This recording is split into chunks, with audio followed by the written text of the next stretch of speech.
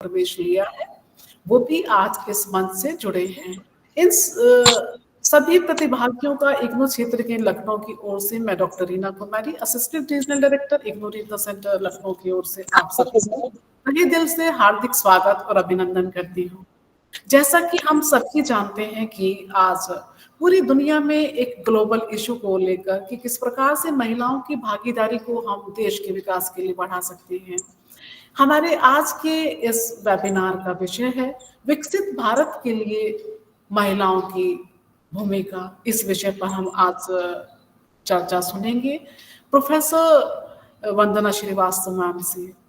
Ma'am, आपका इस मंच पर बहुत बहुत हार्दिक स्वागत और अभिनंदन है। Professor Vandana Shrivastava ma'am department of Hindi Shri Jainarayan PG college Lucknow में कार्यरत हैं और आपका हिंदी क्षेत्र में बहुत ही महत्वपूर्ण योगदान है। आप इग्नू की एकेडमिक काउंसलर भी हैं हिंदी विषय की। वर्तमान समय में हमारे जो कि हिंदी का पाठ्यक्रम एक इंटरनेशनल लेवल पर जिसमें कि ऑनलाइन प्रोग्राम में विद्यार्थियों ने एडमिशन लिया है, उनकी भी आप काउंसलिंग कर रही हैं। मैम, इस मंच पर आपका हार्दिक स्वागत और अभिनंदन है। अब मैं अधिक समय न लेते हुए प्रोफेसर वंदना श्रीवास्तव मैम को मंच पर आमंत्रित करती हूँ। धन्यवाद श्रीवास्तव मैम। धन्यवाद रीना मैम। वेबिनार में उपस्थित डॉक्टर निशीत जी, डॉक्टर अनिल जी और मदरमा मैम का हम लोग वेट ही कर रहे हैं। सभी सम्मानित जितने और अतिथि इससे जुड़े हुए हैं, इसके अलावा सारे जो सहभागी हैं इस वेबिनार के, आप सबको यथोचित अभिवादन। आप सबको अंतर्राष्ट्रीय महिला दिवस की हार्दिक बधाई। आज एक महत्वपूर्ण मुद्दे को लेकर के हम लोग यहाँ पर उपस्थित हुए हैं, उस पर अपने विचार रखेंगे। एक हरिशंकर प्रसाद जी का व्यंग है, उसकी एक पंक्ति है कि दिवस कमजोरों के मनाए जाते हैं, मजबूत लोगों के नहीं। अब ये दिवस मनाया जा रहा है अंतर्राष्ट्रीय महिला दिवस, तो इसका अर्थ ये है कि शायद महिला सशक्तिकरण की ओर अभी हमें ध्यान देने की आवश्यकता है। अभी इसमें बहुत काम किया जाना शेष है। मैं इस दिवस को इस तरह से भी देखती हूँ कि ये स्त्री को उसकी पहचान याद दिलाने का, उसके स्त्रीत्व को सेलिब्रेट करने का भी अवसर है।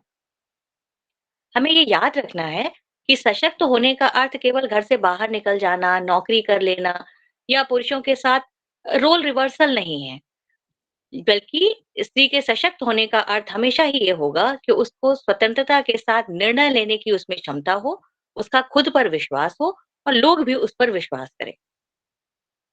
आज का विषय, जैसा कि अभी रीना मैम ने बताया, विकसित भारत के निर्माण में महिलाओं की भूमिका।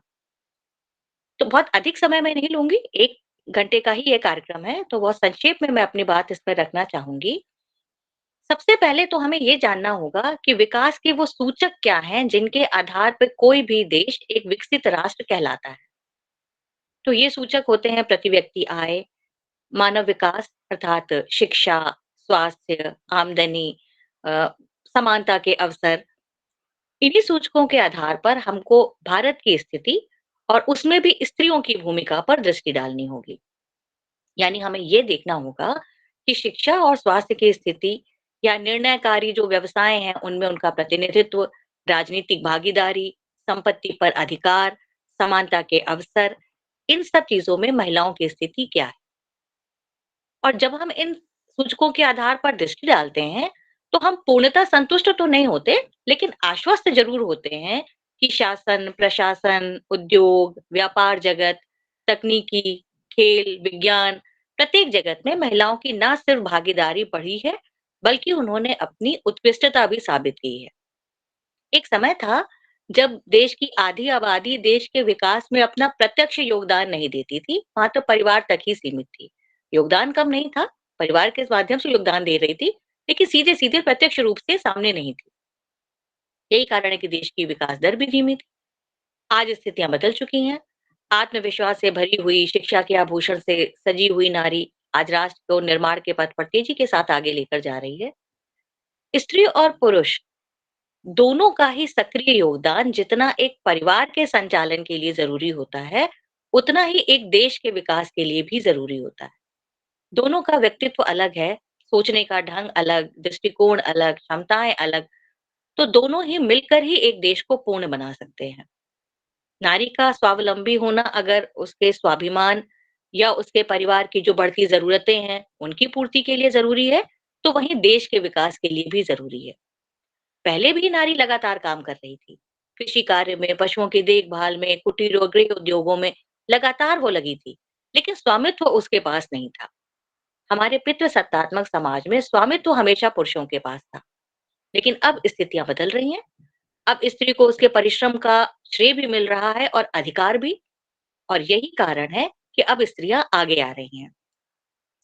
निश्चित रूप से अभी व्यवसाय या उद्यमिता, कॉर्पोरेट जगत, इन सब में मुखिया जैसे स्थान अगर हम देखें, तो पुरुषों का वर्चस्व है, लेकिन स्त्रियां लगातार चुनौती दे रही हैं। एसबीआई की पहली महिला अध्यक्ष अरुंधति भट्टाचार्य, ओएनजीसी की अध्यक्ष अलका मित्तल, सेल की अध्यक्ष सोमा मंडल, ऐसी अनेक स्त्रियां उच्चतम पदों पर हैं। समाज प्रबंधन हो, पर्यावरण संरक्षण, समावेशी आर्थिक और सामाजिक विकास जैसे महत्वपूर्ण क्षेत्रों में महिलाओं की भागीदारी लगातार बढ़ रही है। भारत की नारियां जल, थल, नभ, अंतरिक्ष सभी में अपनी क्षमता का लोहा मनवा रही हैं। पर्यावरण से लेकर समाज तक हर एक जगह अब उनकी उपलब्धियां ही हमें दिखाई देती हैं। जो महिलाएं पहले कहा जाता था कि सुरक्षा के कारण घर पे रहती हैं या सुरक्षा के लिए पुरुष का साथ होना ज़रूरी है, वही महिलाएँ आज रक्षा उत्पादन इकाइयों, रक्षा अनुसंधानों के साथ ही सैन्य बलों में भी अपनी उपलब्धियाँ दिखा रही हैं, अपनी क्षमता को दिखा रही हैं। इसरो का चंद्र या सूर्य, मंगल जो भी अभियान रहे, सब में महिलाओं की या महिला जो वैज्ञानिक हैं, उनकी महत्वपूर्ण भूमिका रही। टेसी थॉमस, उन्हें मिसाइल वुमेन की संज्ञा दी जा रही है। भारत बायोटेक की संयुक्त एमडी सुचित्रा, जिन्होंने जो हमारी स्वदेशी कोविड की वैक्सीन है, उसको बनाने में अपना योगदान दिया। मिग 21 उड़ाने वाली flight lieutenant Avani Chaudhary, Balakot air strike की जो फ्लाइट कंट्रोलर थी, वो भी एक महिला थी, स्क्वाड्रन लीडर मिंटी अग्रवाल। अंतर्राष्ट्रीय मुद्रा कोष में अब पहली महिला अर्थशास्त्री के रूप में गीता गोपीनाथ अपनी सेवा दे रही हैं। वन का विश्व कोश कहलाती हैं पर्यावरणविद तुलसी। ये तो बस कुछ नाम हैं, कितने नाम गिनाए जाएँगे? ये श्रृंखला है और एक बहुत लंबी श्रृंखला है।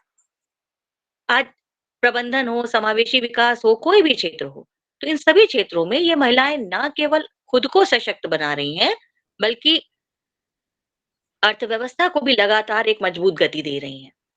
जब हम व्यवसाय के क्षेत्र में महिलाओं को देख रहे हैं, तो अभी एक कार्यक्रम आता है आजकल, बहुत लोकप्रिय कार्यक्रम है शार्क टैंक इंडिया।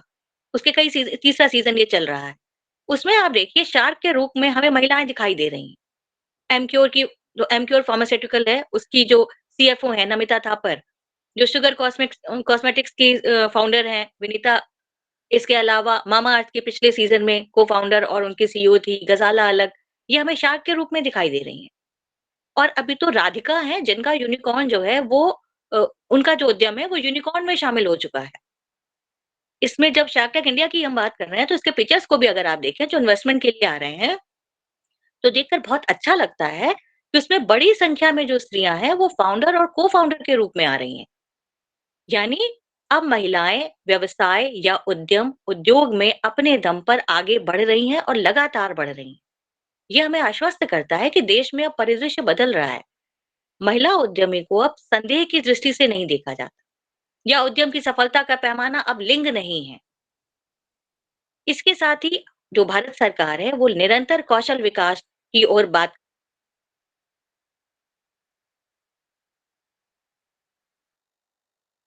कर रही है, आगे बढ़ा रही है उसे। रोजगार लेने की बजाय रोजगार देने की बात, उसमें भी हम ये लगातार देख रहे हैं कि इसमें महिला प्रशिक्षार्थियों की संख्या लगातार बढ़ रही है।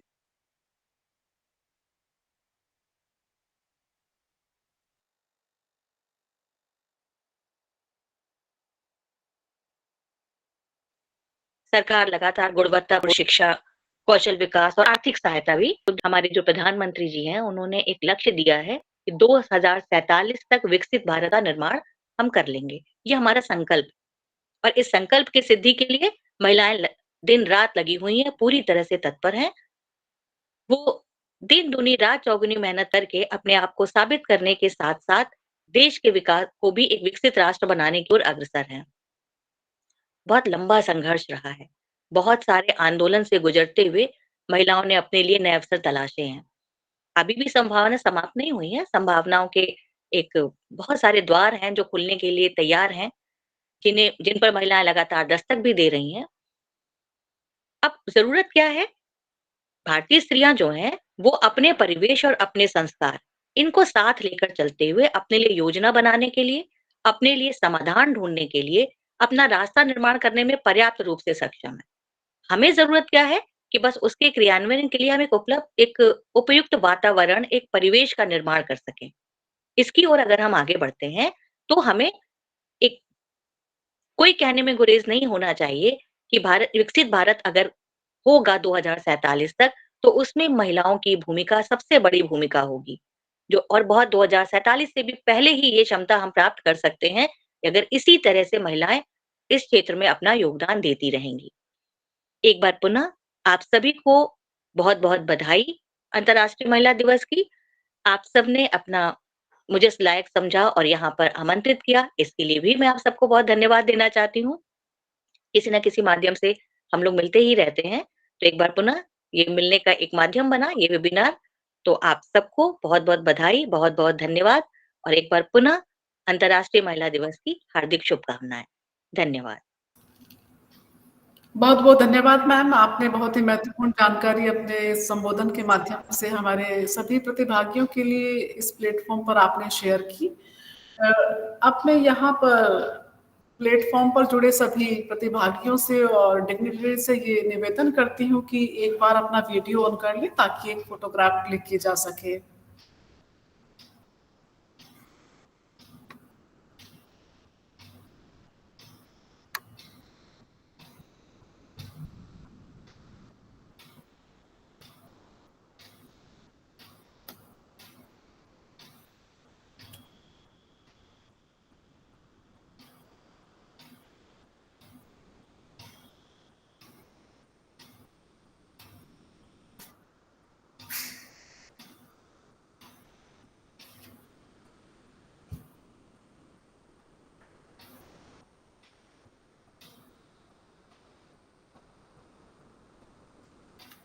बहुत बहुत धन्यवाद।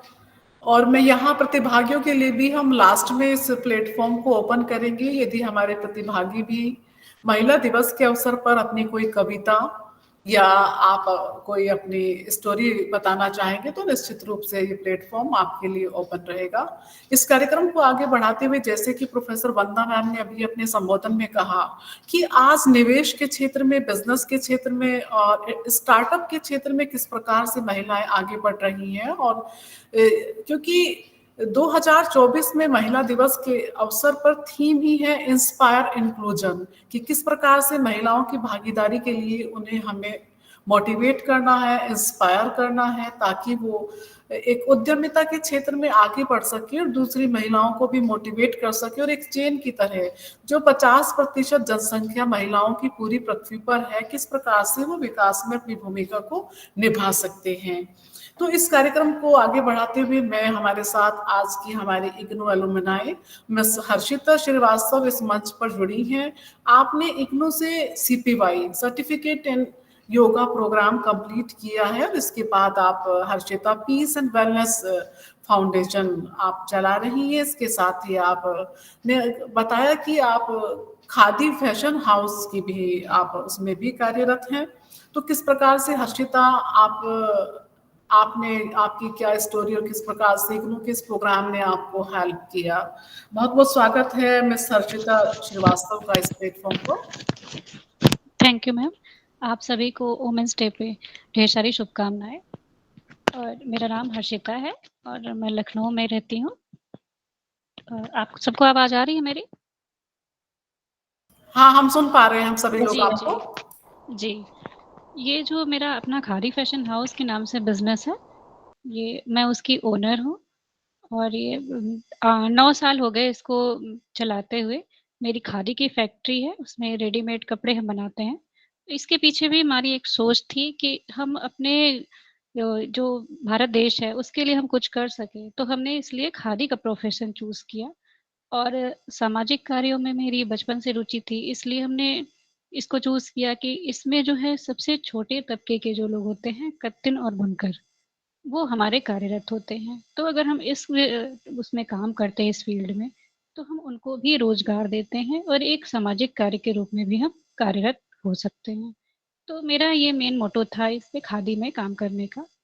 तो जब मैंने स्टार्ट किया तो बहुत छोटा था हमारा काम, लेकिन धीरे-धीरे इसको मैंने बढ़ाया और इसमें एमएसएमई के लोगों को, लड़कियों को जो कौशल विकास योजना के अंतर्गत जो आती हैं, हम अपने उसमें फैक्ट्री में उनको इंडस्ट्रियल ट्रेनिंग भी देते हैं। तो 25-30 लड़कियों का बैच होता है। हम वहाँ पे इनको सिखाते हैं कि आप अपने फैक्ट्री भी सेटअप करना चाहती हैं तो कैसे करें, और पूरा मैनेजमेंट सिखाते हैं। अपने इंडस्ट्री के सारी मशीनों पे उनको काम करना सिखाते हैं। तो बाकी चीज़ें अगर छोटे लेवल पे बुटीक भी चलाना चाहती हैं तो उसके लिए भी हम उनकी मदद करते हैं। ये तो हमारा प्रोफ़ेशन है। और सीपीवाई का कोर्स मैंने किया था। ये कोरोना काल में मेरे को पहले था कि योगा का अपना थोड़ा काम करने का मौका मिला, क्योंकि उस समय बहुत टाइम था सबके पास। तो फिर मैंने कोर्स किया जब योगा का, सीपीवाई कोर्स। छोटा-सा कोर्स है, सर्टिफ़िकेट कोर्स, लेकिन इसका जो मटेरियल, स्टडी मटेरियल है इग्नू का, ये मुझे बहुत अच्छा लगा। इसका जिसने भी डिज़ाइन किया, मैम ने जिसने भी डिज़ाइन किया इस कोर्स को, मुझे बहुत अच्छा लगा। पढ़ने के बाद धीरे-धीरे इसमें मुझे इंटरेस्ट भी आने लगा योगा में, कि और भी पढ़ा कैसे जाए या और कैसे कुछ समाज में बेहतर किया जाए। पहले तो हम ये पर्सनली करते थे, फिर उसका कोर्स देख कर के इंटरेस्ट हुआ। फिर आगे मैंने अभी राजर्षि टंडन मुक्त विश्वविद्यालय है इलाहाबाद, उससे एमए की पढ़ाई कर रही हूँ, और आगे भी इस पे कुछ पीएचडी वगैरह करके हायर एजुकेशन कंप्लीट करने का कोशिश है मेरा। और योग क्षेत्र में मेरा अभी मोटो है, इस पे भी मैंने काफ़ी रिसर्च किया तो देखा कि समाज में या कहीं भी हम जाते हैं तो इस समय मेंटल स्ट्रेस का जो है बहुत ज़्यादा प्रभाव हो गया है, बहुत ज़्यादा। मतलब वर्ल्ड लेवल पे इसको हम देखें तो कहा जाता है 75 टू 80% लोग मेंटल प्रॉब्लम से जूझ रहे हैं। तो इसलिए मैंने मेंटल स्ट्रेस पे काम करना शुरू किया। तो स्ट्रेस मैनेजमेंट योग के थ्रू, और पर्सनालिटी डेवलपमेंट की हम बात करते हैं योग के थ्रू। तो आजकल जो है कि हाँ, अच्छे कपड़े पहन करके एक अच्छे लुक्स, ये हम नहीं पर्सनालिटी डेवलपमेंट में सिखाते हैं। योग के थ्रू हम जब पर्सनालिटी डेवलपमेंट की बात करते हैं तो हम यम और नियम की बात करते हैं, जो इस समय चलन में नहीं है।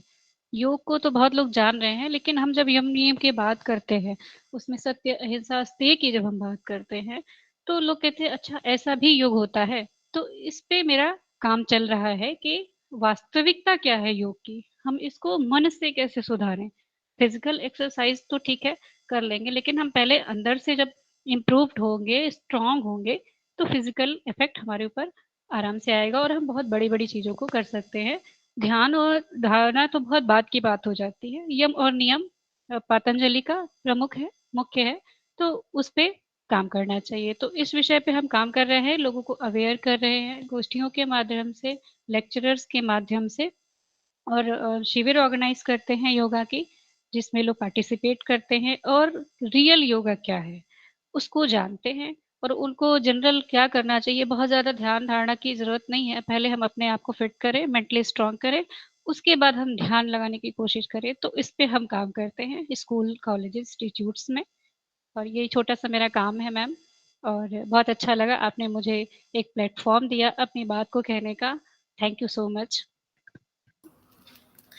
बहुत बहुत धन्यवाद हर्षिता, आपने अपने स्टोरी को शेयर किया। हमारे दूसरे इग्नू के विद्यार्थी भी जो कि किस प्रकार से अपने पाठ्यक्रम को पूरा करने के बाद वो अपने कैरियर को दिशा दे सकते हैं, और हर्षिता जी अपना पीस एंड वेलनेस फाउंडेशन भी रन कर रही हैं। वो वहाँ पर विद्यार्थियों को या किसी भी एज के लोग वहाँ पर आपके योगा को ज्वाइन कर सकते हैं, और आपने ऑनलाइन भी ये फैसिलिटी अपने विद्यार्थियों को प्रदान की है कि दूसरे लोग भी मोटिवेट होकर योगा से जुड़ सकते हैं। जैसा कि आपने कहा कि वर्तमान समय में फिजिकल हेल्थ तो चैलेंज है ही, इसके साथ ही मेंटल हेल्थ को भी एक किसी भी व्यक्ति को बेहतर करने के लिए जरूरी होता है कि वो योगा, मेडिटेशन, प्राणायाम यदि इनको फॉलो करेगा तो निश्चित रूप से उसे लाभ होगा। एक बैलेंस्ड पर्सनालिटी के रूप में अपने आप को बनाए रखेगा, तो उसका कहना चाहिए कि एक बेहतर एडजस्टमेंट उसकी एनवायरनमेंट के साथ होगा,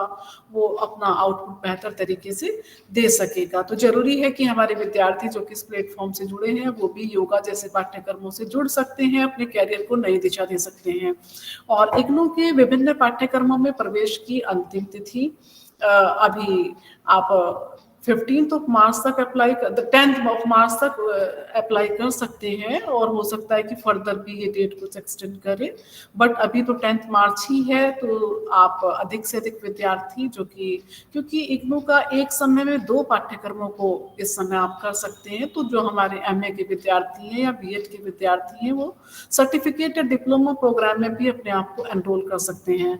अब मैं अधिक समय न लेते हुए कि किस प्रकार से, क्योंकि आज का महत्वपूर्ण मुद्दा है कि किस प्रकार से महिलाएं एक अपने आप को इन्वेस्टर के रूप में डेवलप कर सकती हैं और समाज के दूसरे लोगों को भी एम्प्लॉयमेंट से जोड़ सकती हैं। तो इसके लिए बेहतर होगा कि आप अपने स्किल्स का डेवलपमेंट करेंगे। हमारे साथ अभी इस मंच से आज के इस वेबिनार की pattern doctor Manorama Singh, senior regional director ma'am जुड़ चुकी हैं। मैम, आपका इस मंच पर हार्दिक स्वागत और अभिनंदन है, और हम सभी आपको सुनना चाहेंगे। फिर कंटिन्यूएशन में हम एडिशनल डायरेक्टर सर को भी सुनेंगे।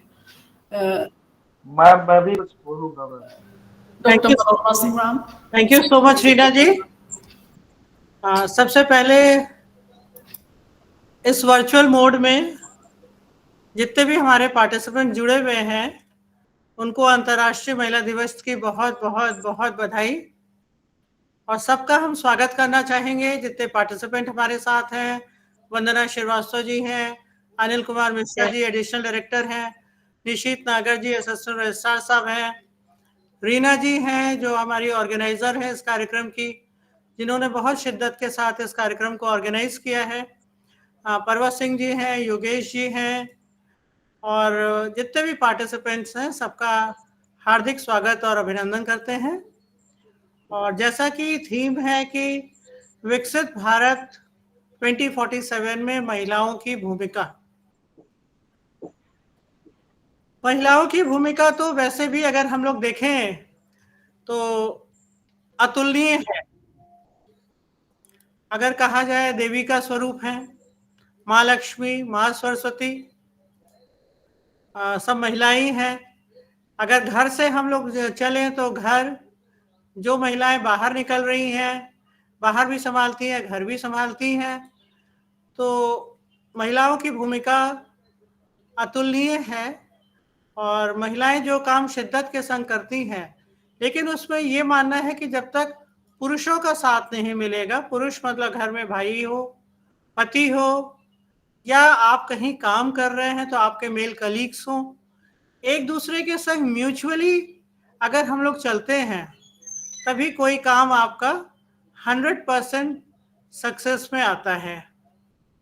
और अगर बहुत सारी बातें हैं इस महिला दिवस पे कहने के लिए, लेकिन हमारे संग जुड़ी हुई है हमारी, और बहुत सारे कार्यक्रम है जो विकसित भारत की बात कही जा रही है 2047 में, एंटरप्रेन्योरशिप की बात करी जा रही है, स्टार्टअप की बात करी जा रही है। ये सारी चीज़ें हैं जो महिलाएं छोटे छोटे कार्यक्रम करके और अपना स्टार्टअप अपना खोल सकती हैं। जैसे इग्नू का 6 महीने का कार्यक्रम है बी कीपिंग का, सर्टिफिकेट इन बी कीपिंग।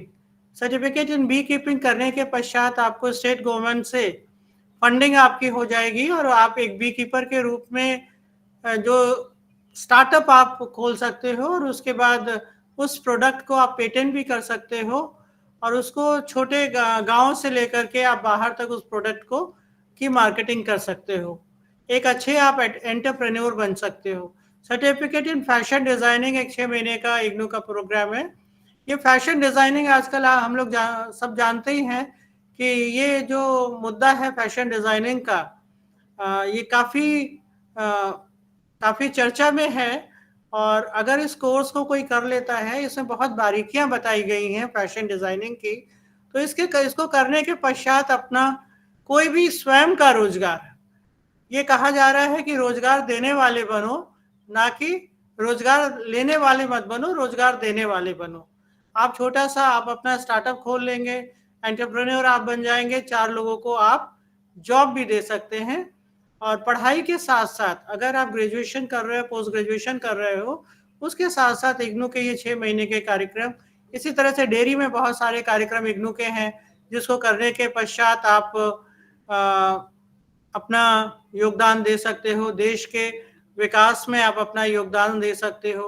और अगर हम लोग इतिहास में भी जाएं तो वहाँ भी अगर हम लोग देखते हैं, अपने इतिहास को भी देखते हैं, तो वहाँ भी महिलाओं का बहुत बड़ा योगदान था अपने देश में, और आज भी है और हमेशा रहेगा।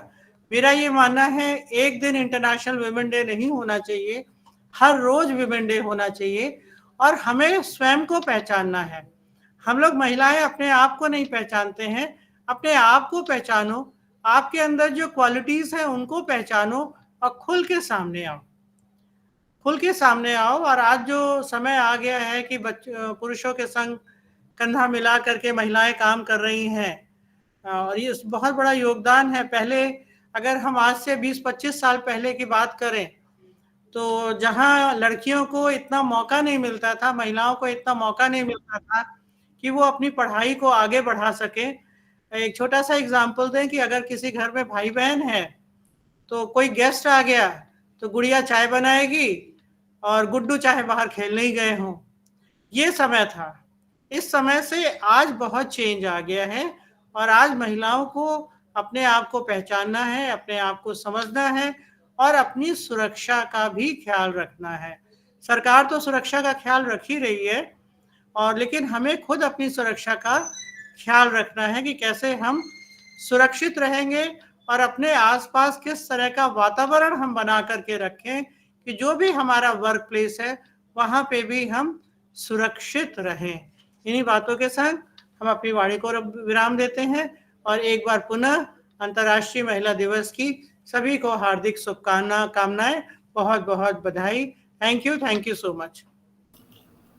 थैंक यू मैम, आपने बहुत ही महत्वपूर्ण जानकारी हमारे साथ साझा की कि किस प्रकार से महिलाएं विकसित राष्ट्र के लिए अपनी भूमिका निभा रही हैं और भविष्य में भी और बेहतर तरीके से निभाएंगी। और शायद ही कोई क्षेत्र ऐसा है जहां पर कि वर्तमान दौर में महिलाएं कार्य नहीं कर रही है, और भारत की परंपरा ही ऐसी रही है कि शुरुआती दौर से ही, यदि हम फ्रीडम फाइटर्स की भी बात करें तो फ्रीडम फाइटर्स से लेकर महिलाओं ने अपनी महत्वपूर्ण भूमिका अदा की, जिसमें कि अगर हम नाम ले सकते हैं तो रानी लक्ष्मीबाई जी रही हैं, इसके अलावा सरोजनी नायडू, बेगम हजरत महल और एनी बेसेंट जैसी महिलाएं थी। तो यानी कि शुरुआत से ही भारत में महत्वपूर्ण रोल महिलाओं का रहा है, और वर्तमान समय में भी राजनीति का क्षेत्र हो या शिक्षा का क्षेत्र हो, बिजनेस का क्षेत्र हो, ये विज्ञान का क्षेत्र हो, प्रत्येक क्षेत्र में महिलाएं का योगदान बहुत ही महत्वपूर्ण है। जैसा कि अभी प्रोफेसर वंदना मैडम ने कहा कि जल, थल और नभ तीनों ही सेनाओं में वर्तमान दौर में हम महिलाओं के योगदान को देख सकते हैं।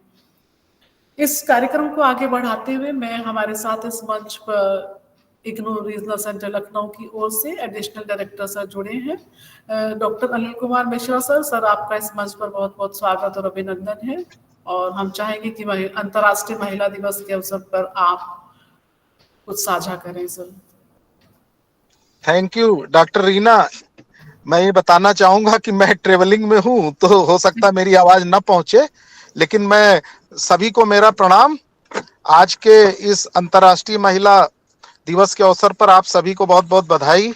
और मेरा स्वयं का भी मानना है कि अब इस समय हमारी महिलाएं जो है काफी आगे जा रही हैं और आगे जाना भी चाहिए। अगर हम सरकारी स्तर पे देखें तो चाहे भारत सरकार हो चाहे राज्य सरकार हो, विभिन्न संस्थाओं में हर जगह महिलाओं को उचित प्रतिनिधित्व दिया जा रहा है। बस जरूरत यह है कि उन्हें इंडिपेंडेंटली अपनी एक्टिविटीज को आगे बढ़ाना है। जैसे एक हम छोटा सा उदाहरण लें, पंचायत स्तर पे या शहरों में तो बहुत सारी महिलाएं जिला पंचायत अध्यक्ष हो जा रही हैं, शहरों में पार्षद हो जा रही हैं, लेकिन जब वो अपना ऑफिस खोलती हैं तो बगल में हस्बैंड की फोटो जरूर लगा देती है। और अक्सर ये होता है कि पब्लिक जो मिलने जाती है तो वहां एक्चुअल पार्षद ना मिलके उनके पतिदेव मिलते हैं। तो इस टाइप की चीजें मुझे लग रहा है जो प्रैक्टिकल लेवल पे चल रही हैं, इन्हें खत्म होने की जरूरत है। क्योंकि मेरा खुद का मानना है कि कोई भी महिला किसी भी पुरुष से डिसीजन लेने में कहीं से भी कम नहीं है।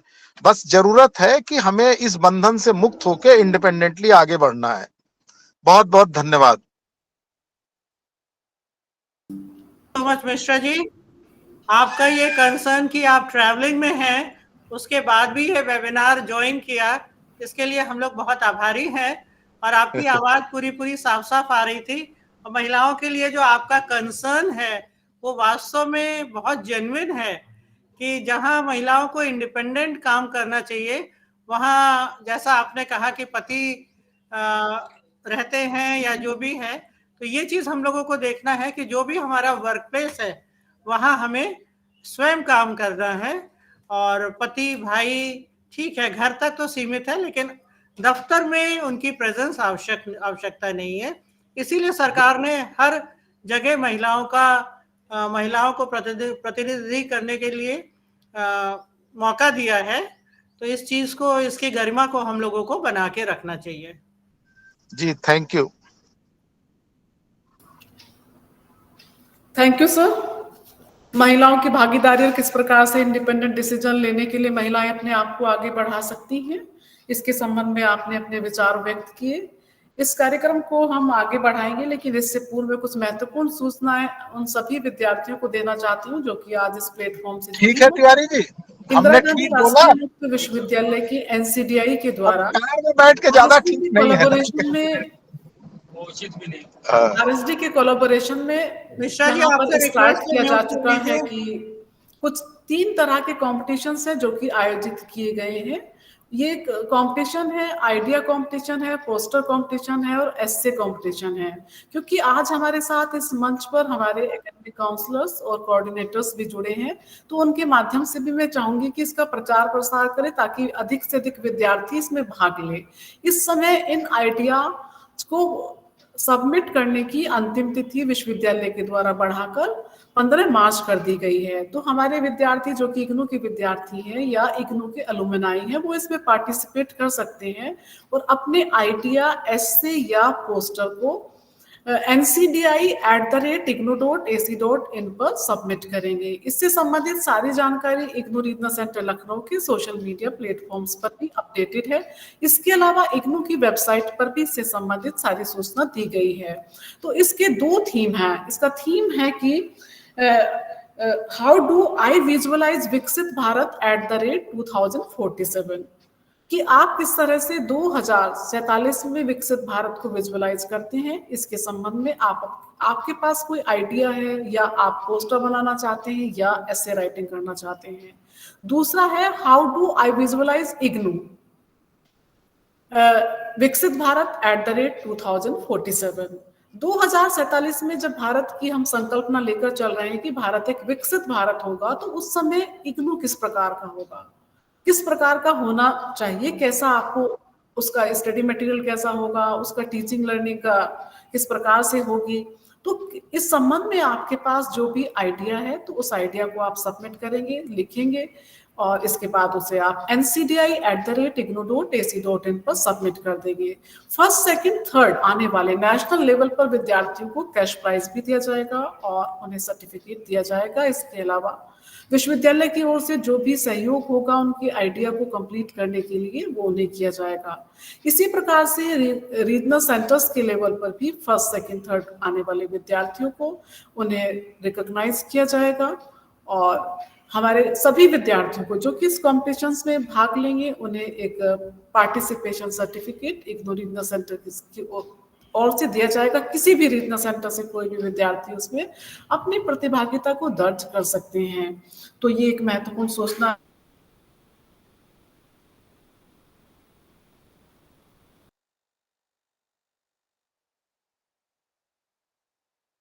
उन गाइडलाइंस को हमारे विद्यार्थियों को फॉलो करना होगा। अपना नेम, अपना एनरोलमेंट नंबर, अपना मोबाइल नंबर, ईमेल आईडी। इसके अलावा जब आप एस्से लिखेंगे तो एस्से राइटिंग की भी एक लिमिट है कि आपका एस्से 2000 वर्ड से लेके आपको उसी के अंतर्गत आपको लिखना होगा। आपका एस्से हिंदी में भी हो सकता है और इंग्लिश में भी आप अपने एस्से को लिख सकते हैं।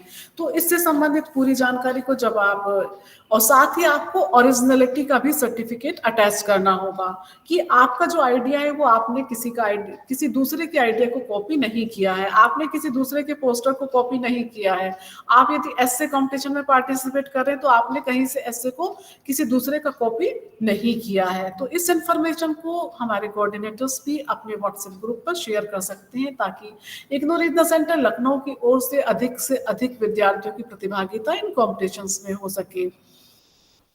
अब मैं चाहूंगी कि हमारे जो फीमेल स्टूडेंट्स जुड़े हुए हैं आज इस प्लेटफॉर्म से? क्या कोई स्टूडेंट ऐसे हैं जो कि अपनी कविता या कोई स्टोरी, ये प्लेटफॉर्म इस समय हमारे उन विद्यार्थियों के लिए ओपन है।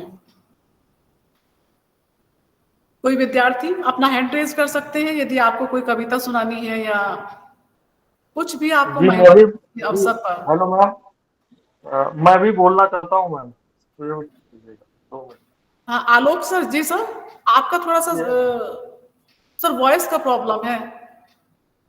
मैम मैं भी बोलूंगा। जी सर, मैं भी बिल्कुल सर, आपका बहुत बहुत। हाँ सर, तो आलोक जी आवाज आपको आ रही है? बहुत बहुत मैम जी सभी आवाज को आ रही है और हम सर्वप्रथम आप ही को इन्वाइट करते हैं सर। आपका स्वागत है डॉक्टर आलोक शुक्ला सभी सर, को महिला दिवस इग्नू की अध्ययन बहुत ढेर केंद्र सारी ML की पीजी शुभकामनाएं। कॉलेज बलरामपुर। जी मैम, सबको बहुत ढेर सारी शुभकामनाएं, महिला शक्ति का वंदन। और आज मैं इस वजह से बोलना चाह रहा था कि एक कविता जो हमारी श्रीमती जी ने लिखा है, मैं तो फिजिक्स का आदमी हूँ, मैं लिख नहीं सकता, लेकिन महिलाओं पे ही एक उन्होंने कविता लिखी हुई है जो अभी आज ही उनकी छप के आई है। तो मैं 4 लाइन है तो उस पर मैं बोलना चाह रहा हूँ। हमारी श्रीमती जी संध्या शुक्ला जी हैं। उन्होंने लिखा है, न चाहती गुणगान स्वयं का, ना चाहती देवी की उपमा, ना ही हूँ हर वक्त बिचारी, चाहती हूँ इंसान इंसाना, दुनिया में खुलकर सांस लेना, चाहती हूँ बेझिझक में जीना, खुलकर खूब हंसना, कभी कभी जी भर के रोना, ना है चाहत आसमां के सितारों की, चाहती हूँ पंख फैलाकर आसमां में उड़ने की आजादी। Thank you ma'am. इसी इन्हीं सब उससे आप लोग बातों से मैं भी प्रेरित होता रहता हूँ। और महिला शक्ति को हमेशा नमन, क्योंकि उनके बिना पुरुष पूर्ण नहीं है। और मैं तो यही जानता हूँ क्योंकि मैं तो जॉब करता हूँ बलरामपुर में, लेकिन सारी फैमिली या लखनऊ में है, बच्चों के साथ में है। तो आप सभी का वंदन, अभिनंदन। थैंक यू मैम समय देने के लिए। Thank you sir. अन्य कोऑर्डिनेटर से भी मेरा आग्रह है, यदि कोई हमारे दूसरे कोऑर्डिनेटर या एकेडमिक काउंसलर जो महिला दिवस के अवसर पर अपनी कोई भी कविता या आप जो भी स्टोरी है उसे बताना चाहते हैं या कुछ भी बोलना चाहते हैं, आपका इस मंच पर स्वागत है। हमारे विद्यार्थियों के लिए भी मंच खुला हुआ है, आप अपना हैंड रेज कर सकते हैं। पूजा, ममता, ये कोई विद्यार्थी कुछ सुनाना चाहेंगे?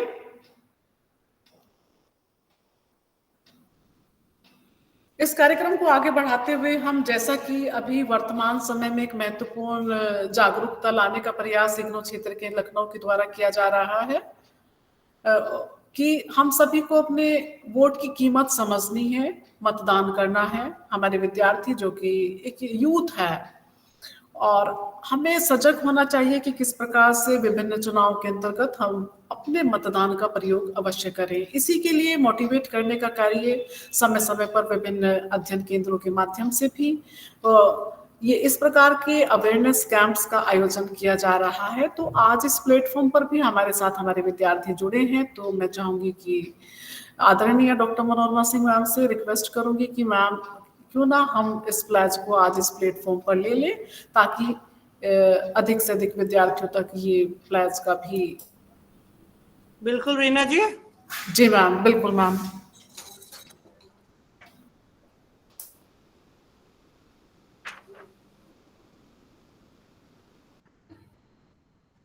हम लोग ये प्लेज लेते हैं, मतदाता शपथ। हम भारत के नागरिक, मेरे साथ दोहराइएगा, हम भारत के नागरिक लोकतंत्र में अपनी पूर्ण आस्था रखते हुए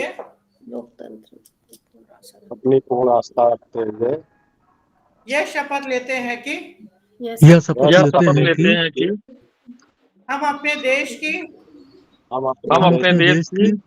की लोकतांत्रिक परंपराओं की मर्यादा को बनाए रखेंगे तथा स्वतंत्र, स्वतंत्र, निष्पक्ष निष्पक्ष निष्पक्ष एवं शांतिपूर्ण शांतिपूर्ण निर्वाचन की गरिमा को अक्षुण्ण रखते हुए अक्षुण्ण रखते हुए निर्भीक होकर निर्भीक होकर धर्म, धर्म, वर्ग जाति जाति, समुदाय समुदाय भाषा भाषा अथवा व अन्य किसी भी प्रलोभन से अन्य किसी भी प्रलोभन से प्रभावित हुए बिना प्रभावित हुए बिना सभी निर्वाचनों में अपने मताधिकार का प्रयोग करेंगे।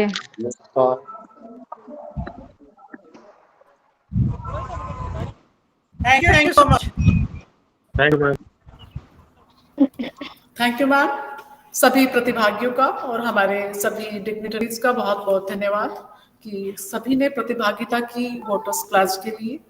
इस कार्यक्रम को आगे बढ़ाते हुए मैं हमारे विद्यार्थी, क्या कोई विद्यार्थी ऐसे हैं जिनका कि इग्नू के प्रोग्राम से संबंधित कोई भी प्रॉब्लम है, तो उस प्रॉब्लम को भी रिजॉल्व करने के लिए हम यहाँ पर आपके साथ हैं। कोई भी विद्यार्थी जो कि एमए हिंदी या बीएड के विद्यार्थी हैं जिनका कोई भी अपने पाठ्यक्रम से संबंधित ग्रीवांस है, यदि आप अपनी कोई प्रस्तुति देना चाहते हैं तो उसके लिए भी प्लेटफॉर्म खुला है। और यदि कोई प्रस्तुति देने के लिए अभी तैयार नहीं है तो आपका जो भी अगर कोई इग्नू के पाठ्यक्रम से संबंधित कोई भी किसी का कुछ जानना चाहेंगे तो निश्चित रूप से आपका इस मंच पर स्वागत है। हम आपके सवालों को लेंगे। हाँ, अमन जी। अमन कुछ कहना चाहते हैं? Yes ma'am. हाँ बिल्कुल, आपका स्वागत है। मैम, मैं नारी शक्ति के लिए कुछ लाइनें कहना चाहता हूँ। बिल्कुल, आपका बहुत बहुत स्वागत है। तुम प्रेम हो, आस्था हो, विश्वास हो, टूटी हुई उम्मीदों की एकमात्र आस हो, हर जान का तुम ही तो आधार हो, नफरत की दुनिया में तुम ही तो प्यार हो, उठो अपने अस्तित्व को संभालो, केवल एक दिन ही नहीं हर दिन के लिए तुम खास हो।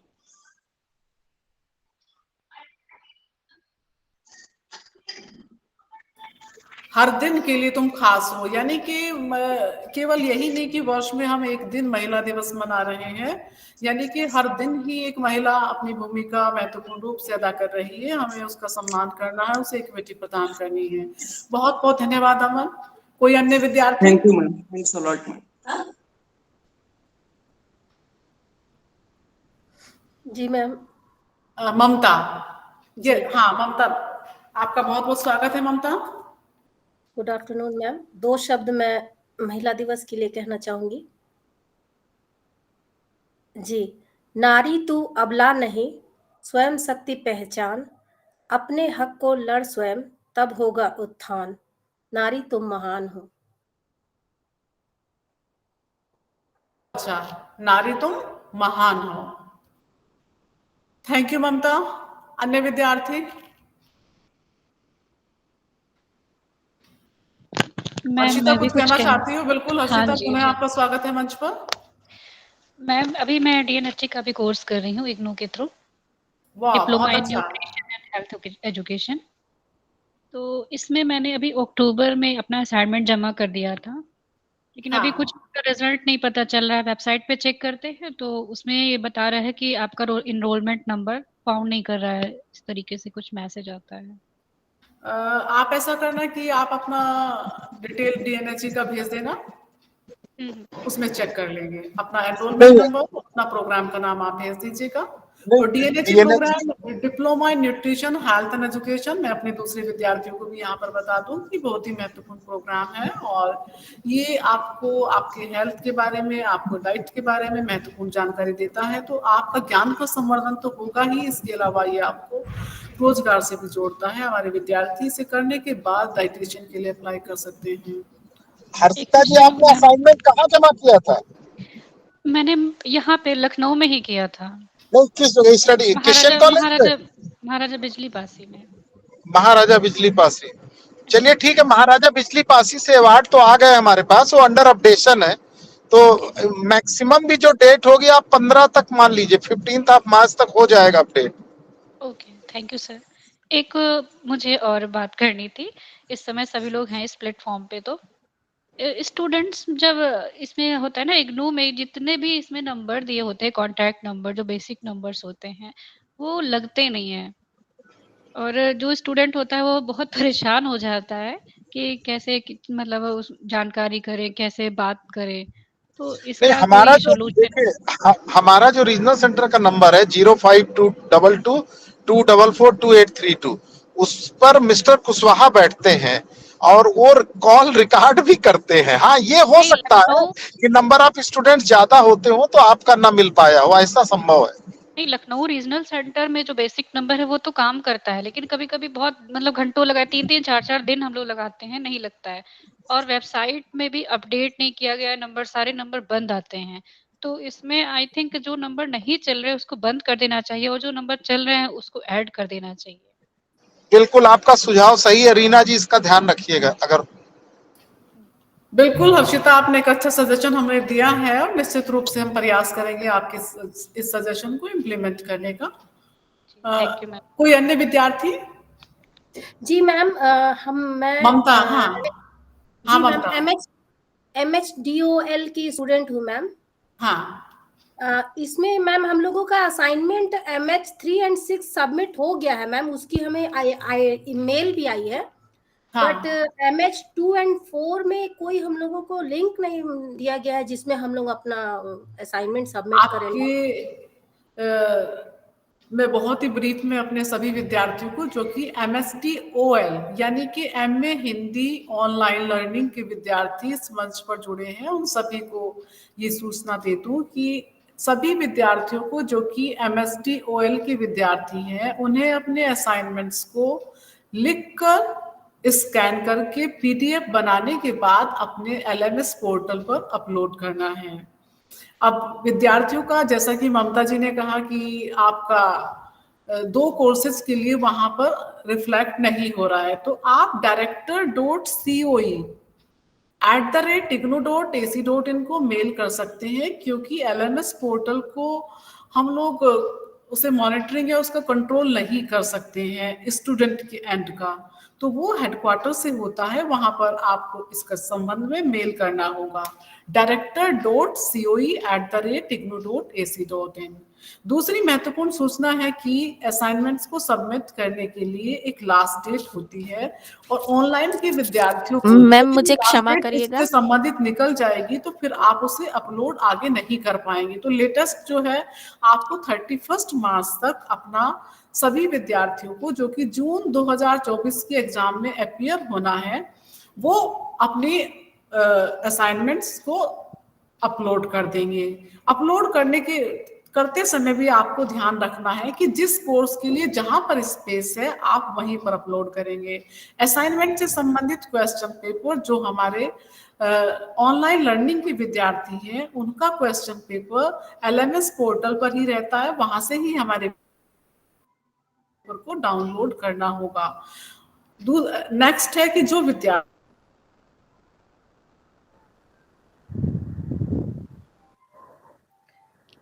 देनी है अगर जून 24 के अंतर्गत, तो उससे संबंधित एग्जामिनेशन अप्लाई करने का लिंक भी इग्नू की वेबसाइट पर इस समय अवेलेबल है। तो इस लिंक पर आप जाएंगे और ऑनलाइन लर्निंग के विद्यार्थी पेन एंड पेपर मोड को ऑप्ट कर सकते हैं। 2 तरह से ऑनलाइन लर्निंग के विद्यार्थियों का एग्जाम कंप्यूटर बेस्ड भी होता है, लेकिन कंप्यूटर बेस्ड उन्हीं विद्यार्थियों को ऑप्ट करना चाहिए जिनकी टाइपिंग स्पीड बहुत अच्छी है, क्योंकि MA एक मास्टर डिग्री प्रोग्राम है जिसमें कि डिस्क्रिप्टिव क्वेश्चन आंसर होते हैं। तो डिस्क्रिप्टिव आंसर्स को लिखने के लिए आपको एक लिमिटेड टाइम में लिखना होगा। तो CBT मोड, CBT का तात्पर्य है कंप्यूटर बेस्ड टेस्ट। तो कंप्यूटर बेस्ड आप तभी सेलेक्ट करें जबकि आपकी टाइपिंग स्पीड अच्छी हो, अन्यथा आप पेन एंड पेपर मोड जैसे कि ओडीएल के विद्यार्थियों का एग्जाम होता है, फिर आपका एग्जाम वैसे ही होगा। एग्जाम का फॉर्म भरते समय एक और महत्वपूर्ण इस बार एक थोड़ा सा चेंज है कि प्रत्येक विद्यार्थी पहले अपनी एबीसी आईडी क्रिएट करेगा, उसके बाद वो एग्जाम का फॉर्म भरेगा। और एबीसी आईडी कैसे क्रिएट करेगा, इससे संबंधित सारी गाइडलाइन एग्जाम के फॉर्म के अंतर्गत ही दी गई है। जब आप टर्म एंड एग्जामिनेशन जून 2024 के लिंक पर आप जाएंगे तो उस लिंक पर आप सारे इंस्ट्रक्शंस को पढ़ेंगे, तो वहीं पर एबीसी आईडी बनाने की गाइडलाइन दी गई है कि किस प्रकार से आपको अपनी पहले एबीसी आईडी बनाएंगे और उसके बाद आप एग्जाम के फॉर्म को प्रोसीड करेंगे। तो कोई भी विद्यार्थी ये गलती ना करे कि एग्जाम का फॉर्म भरते और अपनी एबीसी आईडी ना बनाए। इस समय गवर्नमेंट ऑफ इंडिया के द्वारा ये इंस्ट्रक्शन दिए गए हैं कि प्रत्येक विद्यार्थी को अपनी एबीसी आईडी क्रिएट करनी है। तो इस सूचना को भी जिन विद्यार्थियों को नहीं मालूम है तो उन विद्यार्थियों को अपने फ्रेंड सर्कल में आप शेयर कर सकते हैं, ताकि कोई विद्यार्थी ऐसा ना करे कि एबीसी आईडी नहीं बनाई और एग्जाम का फॉर्म उसने फिल कर दिया है। तो हमें इन छोटी छोटी बातों का ध्यान रखना है। दूसरा कि आपके पास ऑप्शन भी होता है। 4 कोर्स हैं एमए हिंदी फर्स्ट ईयर में। यदि किसी विद्यार्थी को केवल 2 ही कोर्स का एग्जाम देना है तो टर्म एंड एग्जामिनेशन में आप 2 ही कोर्स को ऑप्ट करेंगे। यदि किसी को चारों का एग्जाम देना है तो वो चारों कोर्स ऑप्ट कर सकते हैं। किसी को एक का देना है तो एक ही कोर्स को ऑप्ट करेंगे और एक ही कोर्स की फीस भी उसी को ट्रांसफर करेंगे। एक कोर्स की फीस 200 रुपीज होती है। तो इस प्रकार से अगर किसी को एक कोर्स देना है एग्जामिनेशन तो वो 200 रुपीज क्रेडिट करेगा, किसी को चारों देने हैं तो 800 करेगा। तो इन सब का आपको ध्यान रखना है और उसकी सारी डेडलाइंस है। इसके बाद फिर लेट पेमेंट भी शुरू हो जाता है। और जहां उसमें एग्जाम का फॉर्म भरते समय एक और ध्यान रखना है कि एग्जाम के फॉर्म में शुरुआत में ही एक डिक्लेरेशन फॉर्म होता है। वो डिक्लेरेशन है कि आपने अपने असाइनमेंट्स को सबमिट कर दिया है। अब असाइनमेंट को सबमिट करने की डेट 31 मार्च है और आपका इसके बाद लेट पेमेंट शुरू हो जाएगा। तो आप उसमें टिक लगा के राइट क्लिक करके उसे आप आगे बढ़ सकते हैं। इससे आप कंफ्यूज नहीं करेंगे कि मैं तो अभी 1-2 दिन या बाद में सबमिट करूंगी, 30 मार्च को सबमिट करूंगी और एग्जाम का फॉर्म आज भर रहे हैं। तो यदि आप उसे राइट क्लिक नहीं करेंगे उस डिक्लेरेशन को तो वो आपका एग्जाम का फॉर्म आगे नहीं बढ़ेगा। तो हमें इन चीजों का ध्यान रखना है और जो भी आपका एडमिशन से संबंधित डिटेल्स हैं वो डिटेल्स भी आपके सही होने चाहिए, जैसे कि एनरोलमेंट नंबर और आपका course code, programme code, mobile number, ये सारी इंफॉर्मेशन आपको अपने प्रत्येक असाइनमेंट के साथ में अटैच करनी होती है। वो उससे संबंधित पेज भी इग्नोर रीजनल सेंटर लखनऊ की वेबसाइट पर भी अवेलेबल है और वो पेज प्रत्येक असाइनमेंट के अंतर्गत भी लगा हुआ होता है। तो असाइनमेंट और एग्जामिनेशन हिंदी एमए हिंदी के अंतर्गत यही दोनों महत्वपूर्ण कंपोनेंट हैं। यदि कोई विद्यार्थी ऐसा भी हो सकता है कि जिस विद्यार्थी ने ये है कि जून 2024 में एग्जाम नहीं देना है लेकिन वो अपने असाइनमेंट चाहते हैं कि सारे सबमिट कर दे, तो असाइनमेंट आप सबमिट कर दीजिए। एग्जाम फिर आप दिसंबर 2024 में दे सकते हैं। लेकिन जब आप दिसंबर 2024 में देंगे तो आपको उसके लिए जरूरी होगा कि आप फिर सितंबर 2024 में एग्जाम का फॉर्म फिल करेंगे। अब है कि आपका सेकेंड ईयर में री रजिस्ट्रेशन। तो आपका सेकेंड ईयर में री रजिस्ट्रेशन के लिए भी हमारे विद्यार्थियों का शीघ्र ही री रजिस्ट्रेशन के लिए लिंक अवेलेबल होगा। तो आप उस लिंक पर जाकर सेकेंड ईयर में एडमिशन ले लेंगे। यहाँ मैं एक और चीज क्लियर करना चाहूंगी कि इग्नू में जरूरी नहीं है कि आपने फर्स्ट ईयर का एग्जाम दिया है कि नहीं दिया है, असाइनमेंट जमा किए हैं या नहीं किए हैं, लेकिन प्रत्येक स्थिति में आप सेकेंड ईयर में आपको एडमिशन लेना है। तो सेकेंड ईयर में आप अपना एडमिशन जिसे कि री रजिस्ट्रेशन कहा जाता है उसे करा लेंगे। शीघ्र ही वो लिंक हमारा जो कि जुलाई 2024 के लिए होगा वो ओपन हो जाएगा और उस पे जाके आप अपना री रजिस्ट्रेशन के प्रोसेस को कंप्लीट करेंगे। तो यही, क्योंकि मिनिमम टाइम आपका 2 इयर्स होता है तो हमारे विद्यार्थियों को प्रयास करना चाहिए कि मिनिमम टाइम के अंतर्गत वो अपनी मास्टर डिग्री को हासिल कर ले, ताकि इसके बाद वो अपने जो भी हायर एजुकेशन में जाना चाहते हैं या कोई इसके बाद प्रोफेशनल डिग्री लेना चाहते हैं। और हमारे एमए हिंदी के विद्यार्थियों को एक और महत्वपूर्ण सूचना मुझे देनी थी और अन्य विद्यार्थी भी उससे लाभान्वित हो सकते हैं।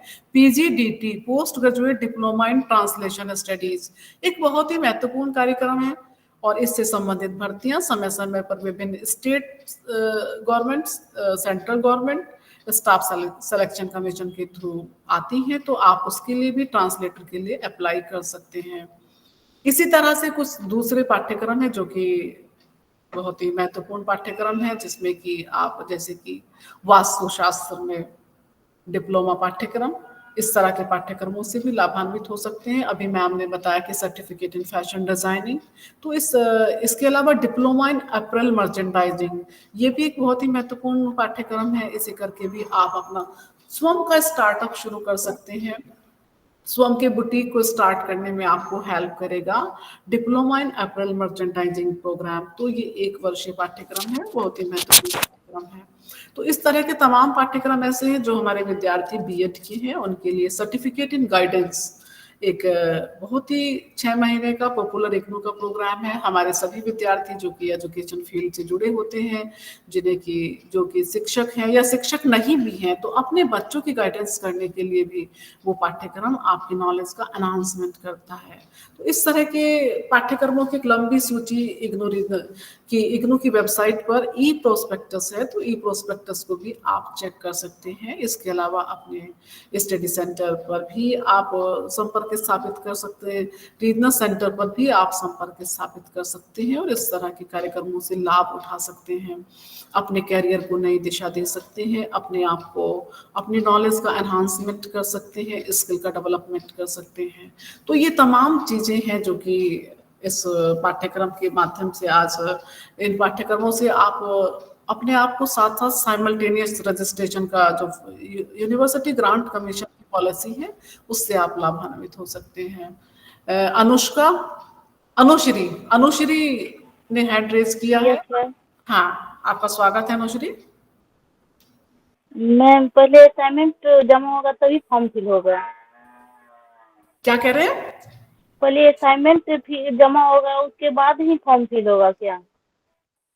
पहले असाइनमेंट जमा होगा उसके बाद ही फॉर्म फिल होगा। ये हाँ, हमने आपसे यही कहा कि नियम तो एग्जाम फॉर्म का यही है कि पहले असाइनमेंट जमा होगा, लेकिन यदि आप, मैंने कहा कि असाइनमेंट नहीं जमा कर पा रहे हैं अभी, तो जो डिक्लेरेशन एग्जाम के फॉर्म में उस पर आप राइट क्लिक कर देना और एग्जाम का फॉर्म यानी पहले भर सकती हो आप, उससे कोई दिक्कत नहीं होगी।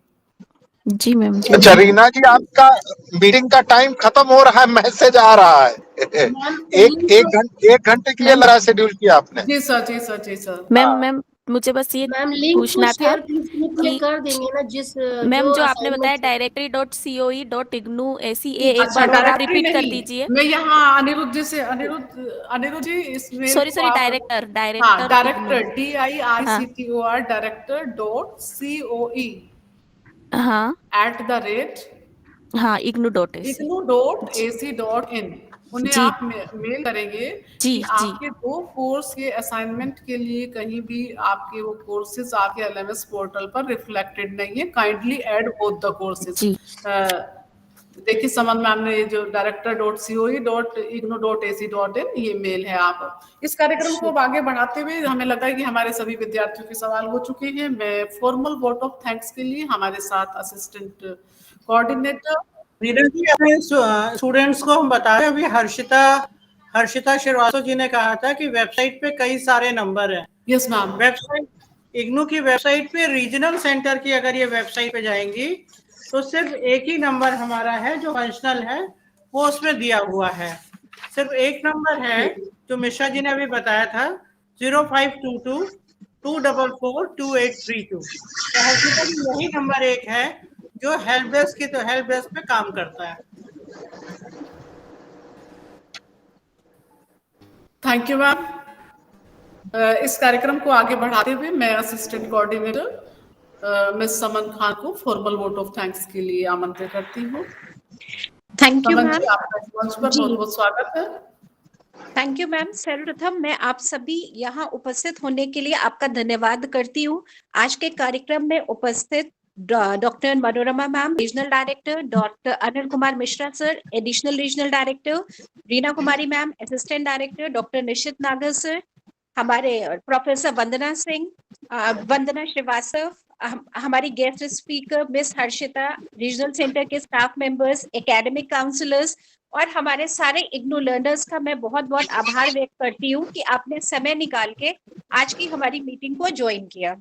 महिला दिवस पे मैं बस इतना कहना चाहूंगी कि happy women's day, take care of you, make you a priority, love yourself, express yourself more often, your happiness fuels the universe, never forget you are part, you are important and you are best। इसी के साथ मैं एक चीज और add करूंगी कि ma'am ने हमें बहुत सारे इंपॉर्टेंट इन्फॉर्मेशन दी है। मनोरमा मैम ने के डिफरेंट कोर्सेज हैं जिनको अगर आप ज्वाइन कर लेते हैं तो ये आपका सीवी एडिशन भी करेगा, साथ ही साथ आपके स्किल एनहांसमेंट भी होंगे। और सबसे अच्छी चीज है, आप जिस मेन कोर्स में एनरोल्ड हैं उनके साथ साथ आपका ये सर्टिफिकेट कोर्सेज और डिप्लोमा भी साइड बाय साइड आप कंप्लीट कर सकते हैं। इसी के साथ कुछ इंपॉर्टेंट जानकारी आपको रीना मैम ने दिया। जो डिफरेंट कंपटीशन है हमारा आरसी कंडक्ट करवाने जा रहा है, इसमें आप सब अगर पार्टिसिपेट करते हैं तो बहुत अच्छा है। ABC ID क्रिएट करना जो इम्पोर्टेंट है, अभी आप लोग अपने एग्जामिनेशन फॉर्म भरेंगे, आपका री रजिस्ट्रेशन है। एंड एक चीज मैं इसमें और कहना चाहूंगी, अगर आप लोग इग्नू के वेबसाइट से अपनी प्रोग्राम गाइड डाउनलोड कर लीजिए, बहुत सारे डाउट्स और क्वेरीज वो प्रोग्राम गाइड अपने आप आपकी रिजॉल्व कर देती है।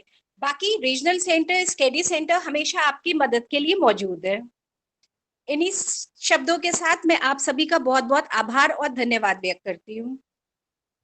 आप सबको महाशिवरात्रि की शुभकामनाएं कि फेस्टिवल के दिन भी हम सबने टाइम निकाला। थैंक यू, आपका भी बहुत बहुत धन्यवाद कि आप इस मंच से सभी लोग जुड़े और सभी ने अपना महत्वपूर्ण समय आज इस महापर्व के विभिन्न व्यवस्थाओं के बीच में दिया और हम सभी ने बहुत ही अच्छा एक इंटरेक्शन किया। निश्चित रूप से महिलाएं देश को विकसित करने में अपनी भूमिका हमेशा से महत्वपूर्ण रही है, इसीलिए भारतवर्ष को कहा जाता है कि एक ऐसा देश है जहां पर कि नारी का सम्मान किया जाता है। और निश्चित रूप से और अधिक स्किल्स को डेवलप करते हुए भारत के एक विकसित राष्ट्र बनाने में नारी शक्ति अपना महत्वपूर्ण योगदान देगी। और कोई भी क्षेत्र है, चाहे खेलकूद का क्षेत्र है या राजनीति का क्षेत्र है, अभी हम देख सकते हैं कि बजट भी किस प्रकार से निर्मला सीतारमण जी ने प्रस्तुत किया। और इवन भारतवर्ष में तो शुरुआती दौर से ही यहाँ पर महिलाओं ने अपना महत्वपूर्ण योगदान दिया है। इन्हीं शब्दों के साथ में मैं आज के इस वेबिनार की चेयरपर्सन मैम से चाहूंगी कि क्या मैम हम इस सेमिनार को यहीं पर आप समाप्त कर सकते हैं? अगर जितने यहाँ पे विद्यार्थी हमारे जुड़े हुए हैं उनकी कोई क्वेरी नहीं है तो हम लोग इस कार्यक्रम को ऑफिशियली वाइंड अप करते हैं। Thank you so much. सबको बहुत बहुत नमस्कार। Happy Shivratri, happy women's day. धन्यवाद मैम। Thank you ma'am. धन्यवाद मैम। धन्यवाद मैम। प्रणाम। धन्यवाद मैम।